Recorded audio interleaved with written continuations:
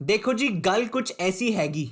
ये जो government budget है, दो टाइप का होता है जी। इसमें भाई एक बजट रिसीट्स होती हैं, बजट एक्सपेंडिचर होता है। अब जो बजट रिसीट है उसमें रेवेन्यू रिसीट, कैपिटल रिसीट, उसके सारे सब डिविजन, सारे कंपोनेंट हमने इससे पहले एक वीडियो में समझ लिए हैं। बहुत बढ़िया। हमारा एम इस वीडियो का क्या है? दूसरा जो कंपोनेंट है यानी कि बजट एक्सपेंडिचर, उसके सारे सब कंपोनेंट, सब डिविजन, सबको एक एक करके तसल्ली से समझना। मुश्किल है? बिल्कुल नहीं, बहुत आसान है। तो आज एक एक करके समझते हैं। एक होता है रेवेन्यू एक्सपेंडिचर, एक होता है कैपिटल एक्सपेंडिचर। क्या होते हैं भैया? Let's start with revenue expenditure. Revenue expenditure ऐसा खर्चा होता है सरकार का, ऐसा expenditure which neither creates asset nor reduces liability. मतलब ये कह रहा है कि सरकार का ना ही एसेट बढ़ता है और ना ही लायबिलिटी कम होती है। ऐसा खर्चा जिसको करने से सरकार का ना एसेट बढ़े ना लायबिलिटी कम हो, ऐसे खर्च को कहा जाता है रेवेन्यू एक्सपेंडिचर। भैया एग्जांपल्स दे दो। ये लो एग्जांपल, इसके कुछ ऐसे हैं। Salaries of government employees. Government के बहुत सारे ऐसे एंटरप्राइजेस हैं, डिपार्टमेंट्स हैं, एडमिनिस्ट्रेटिव सर्विसेज हैं जो वो रन करता है। उसमें कुछ एम्प्लॉइज काम करते हैं, जिन एम्प्लॉइज को कहा जाता है गवर्नमेंट एम्प्लॉइज, सरकारी कर्मचारी। इन सारे गवर्नमेंट एम्प्लॉइज को जो सैलरी मिलती है वो किसका खर्चा है? सरकार का खर्चा है। क्या ये जो सैलरी सरकार इन एम्प्लॉइज को देती है, इसको करने से सरकार का कोई एसेट बढ़ रहा है? नहीं। सरकार की कोई लायबिलिटी कम हो रही है? नहीं। तो एक कैसा एक्सपेंडिचर है? Revenue expenditure. All right. Next example, pensions. ये जो सरकारी कर्मचारी होते हैं, गवर्नमेंट एम्प्लॉइज, ये जब काम करते हैं पूरी अपनी जितनी भी इनकी सर्विस है, लेट्स से 60 की एज पे रिटायर होते हैं, तो जब ये रिटायर होते हैं उसके बाद इनको कुछ पेंशन मिलती है। मतलब सरकार इनको हर मंथली कुछ पैसे देती है जिसको कहा जाता है पेंशन। कहते नहीं कि एक बार सरकारी नौकरी लग जाए तो फिर मौज ही मौज, क्योंकि पेंशन मिलने लग जाती है बुढ़ापे में।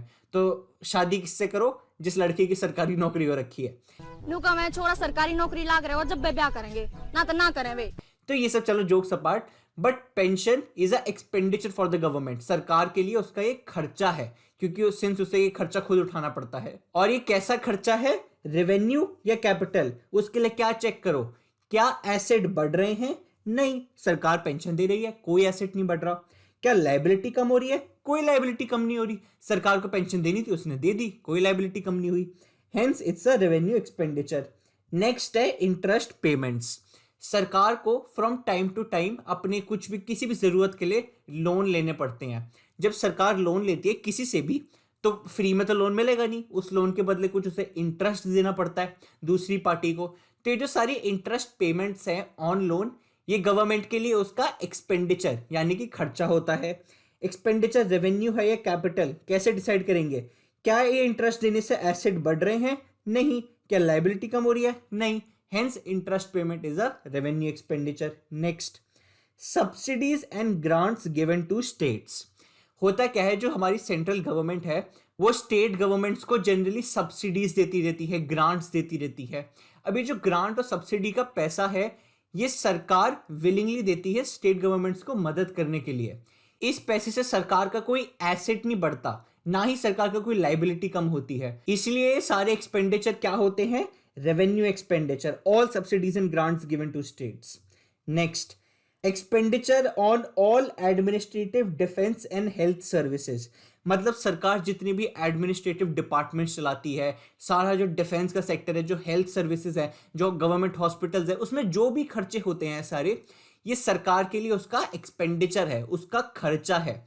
क्या ये खर्चा करने से सरकार का एसेट बढ़ता है या लायबिलिटी कम होती है? नहीं।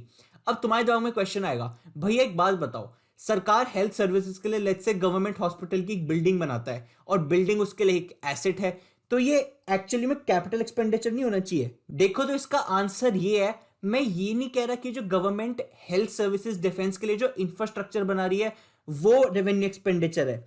मैं कह रहा हूं जो हेल्थ सर्विसेज को करने के लिए वेरियस ऐसे एक्सपेंडिचर हैं जिनको करने से एसेट लायबिलिटी कम ज्यादा ना हो, वो रेवेन्यू एक्सपेंडिचर है। ऑब्वियसली जो डिफेंस को करने में, लेट्स से डिफेंस के लिए कंट्री कुछ बाहर से एयरक्राफ्ट्स खरीदती है, वो ऑब्वियसली कैपिटल एक्सपेंडिचर है। बट बाकी सारे जो डे टू डे एक्सपेंडिचर हैं, जो normal functioning of the government के एक्सपेंडिचर है, गवर्नमेंट जो भी डिपार्टमेंट चलाती है उनके नॉर्मल फंक्शनिंग के लिए, कैपिटल नेचर की एक्सपेंडिचर नहीं, मतलब अगर कुछ कंस्ट्रक्शन हो रही है, कुछ कैपिटल नेचर का खरीदा जा रहा है, कुछ एसेट खरीदा जा रहा है, तो वो ऑब्वियसली कैपिटल एक्सपेंडिचर होगा। बट ऐसे सारे एक्सपेंडिचर जो normal functioning of the government में करे जाते हैं, वो सारे एडमिनिस्ट्रेटिव से रिलेटेड हो, डिफेंस से रिलेटेड हो, हेल्थ से रिलेटेड हो, ये सारी सर्विसेज के एक्सपेंडिचर कौन से होते हैं? Revenue expenditure. अब कैपिटल एक्सपेंडिचर क्या होता है? कैपिटल एक्सपेंडिचर वो खर्चे होते हैं विच आइदर क्रिएट्स असेट और रिड्यूसेस लायबिलिटी। बिल्कुल उल्टा होता है रेवेन्यू एक्सपेंडिचर का, मतलब या तो हमारे एसेट बढ़ जाएं, सरकार के एसेट बढ़ जाएं, या लायबिलिटी कम हो जाए। इनमें से अगर कोई भी एक हो गया तो वो खर्चा कैसा खर्चा हो जाएगा? Capital expenditure. एग्जांपल देखते हैं। First, purchase of land, building, machinery. सरकार लैंड खरीद ले, बिल्डिंग खरीद ले, मशीनरी खरीद ले। ये लैंड, बिल्डिंग, मशीनरी, ये सब क्या है? ये एसेट्स हैं। सरकार ऐसा कोई भी एसेट खरीदे तो उसका क्या होगा? उसके एसेट्स बढ़ जाएंगे। अगर एसेट बढ़ेंगे तो क्या होगा? कैसा एक्सपेंडिचर हो जाएगा? Capital expenditure. All right, next, expenditure on infrastructure, जो मैंने पहले बताया था। सरकार जो भी इंफ्रास्ट्रक्चर बनाती है जी, बच्चों के लिए स्कूल बनाए, स्कूल की बिल्डिंग उसका एसेट है, इंफ्रास्ट्रक्चर बनाया।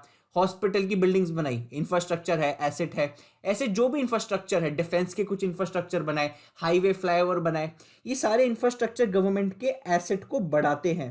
तो ये जो सारे खर्चे हैं जो इन इंफ्रास्ट्रक्चर के बनाने पे करे जाते हैं, वो कैसा खर्चा है?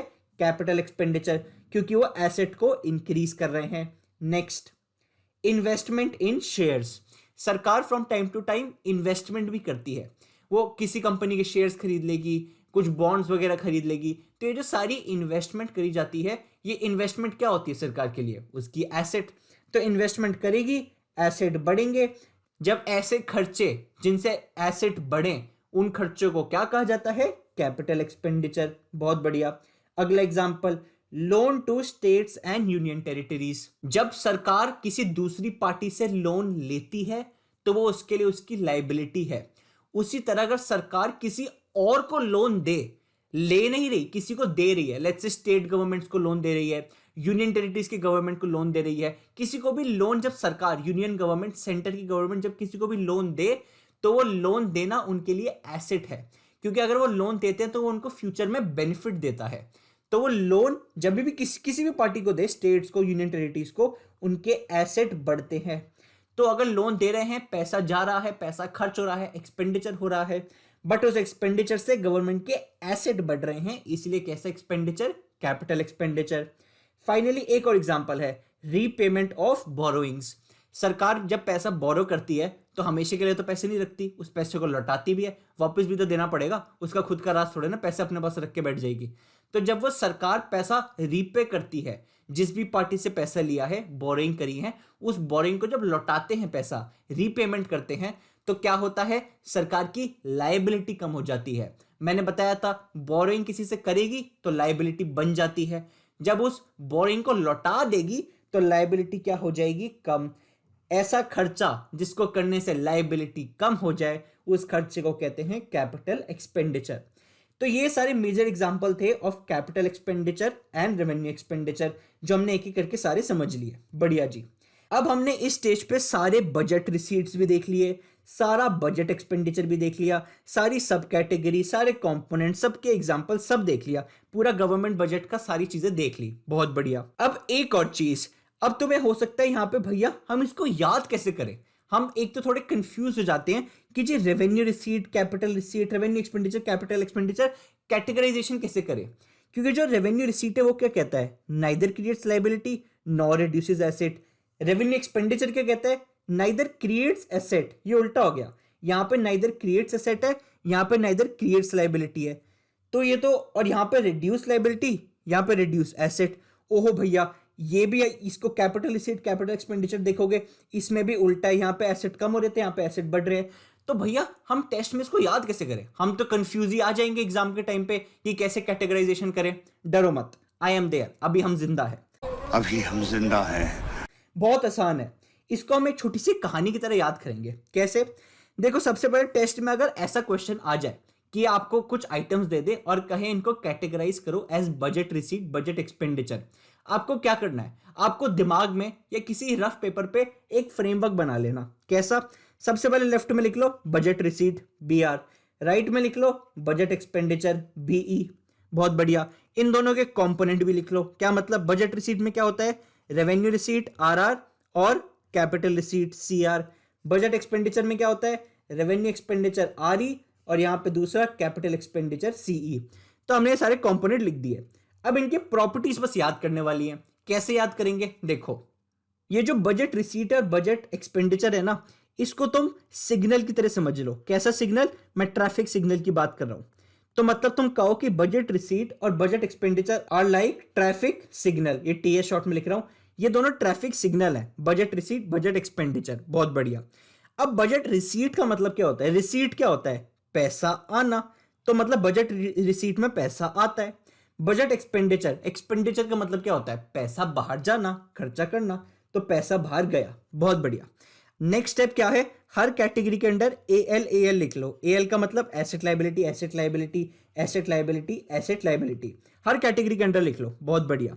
अब मैंने कहा कि जो BR BE बिल्कुल ट्रैफिक सिग्नल की तरह होते हैं। ये मैं क्या कहना चाह रहा हूं? देखो, जब भी ट्रैफिक सिग्नल पे गाड़ियां आती हैं, ट्रैफिक सिग्नल BR, जब गाड़ियां आती हैं, बजट रिसीट में पैसा आ रहा होता है, रिसीट आना होता है। तो उसी तरह जब ट्रैफिक सिग्नल पे गाड़ियां आती हैं तो क्या होता है? रेड लाइट पे आके सबसे पहले क्या होती हैं? आके रुकती हैं। यानी कि हमने सबसे पहला वाला क्या कर देना है? रेड से मार्क। A को रेड कर दो। क्यों कर दो? क्योंकि सबसे पहले गाड़ियां आके क्या करती हैं? रुकती हैं रेड लाइट पे। तो A सबसे पहला वाला क्या होता है? Red light. तो A को रेड मार्क कर दिया। बहुत बढ़िया।